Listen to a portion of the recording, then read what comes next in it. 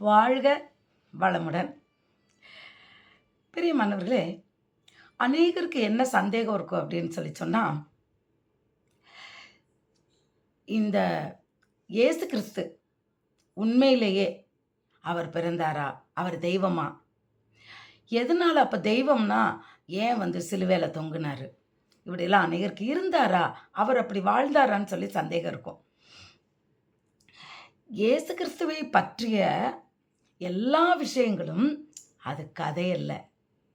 அது வேதத்தில் எழுதப்பட்ட எல்லா வார்த்தைகளும் உண்மை என்பதற்கு சாட்சி என்ன அப்படின்னு சொன்னால், அவர் கூட இருந்த சீஷர்கள், இயேசு கிறிஸ்துவுக்கு 12 சீடர்கள் உண்டு.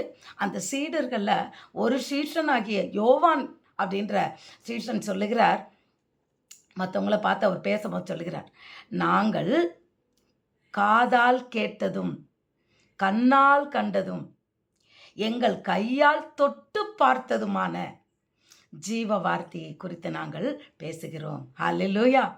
அப்போது நாங்கள் அந்த இயேசுவை நாங்கள் கண்ணால் பார்த்துருக்கோம், நாங்கள் காதால் அவர் சத்தத்தை கேட்டிருக்கோம், அவரோடு நாங்கள் முகமுகமாக பேசியிருக்கோம், அவரை நாங்கள் தொட்டிருக்கோம்.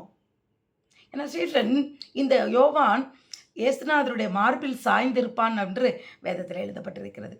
அப்போ அந்த சீஷன் சொல்கிறார், பேதுருவும் சொல்கிறார், நாங்கள் கட்டு கதைகளை நாங்கள் சொல்லலப்பா, நாங்கள் கண்டவைகளையும் கேட்டவைகளையும் தேவனுடைய வல்லமைகளையும் நாங்கள் பார்த்ததினால் நாங்கள் சொல்லுகிறோம்னு சொல்கிறாங்க. இதுக்கு மேலே என்ன சாட்சி வேணும்?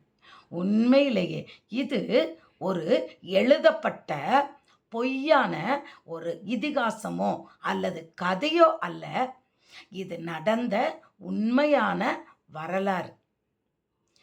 நிச்சயமாக இன்னும் அநேக இதை குறித்த காரியங்களில் நான் வீடியோவில் பேச போகிறேன். அதாவது பாலஸ்தீனம் இப்பொழுது நடக்கிறதுல காசா பாலஸ்தீனம் சண்டை, அது வேதத்தில் எங்கே வருது? ஆண்டவர் பிறந்த பெத்லகேம் அந்த ஊர் எந்த இடத்துல வருது? எதனால் இவங்கெல்லாம் பிரச்சனை பண்ணுறாங்க? இஸ்ரேல்னா யார்? பாலஸ்தீனர்களுக்கு என்ன பிரச்சனை?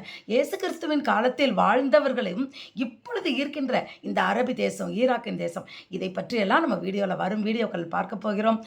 உங்களுக்கு அதை கேட்பது உங்களுக்கு விருப்பமானால் தொடர்ந்து கேளுங்கள்.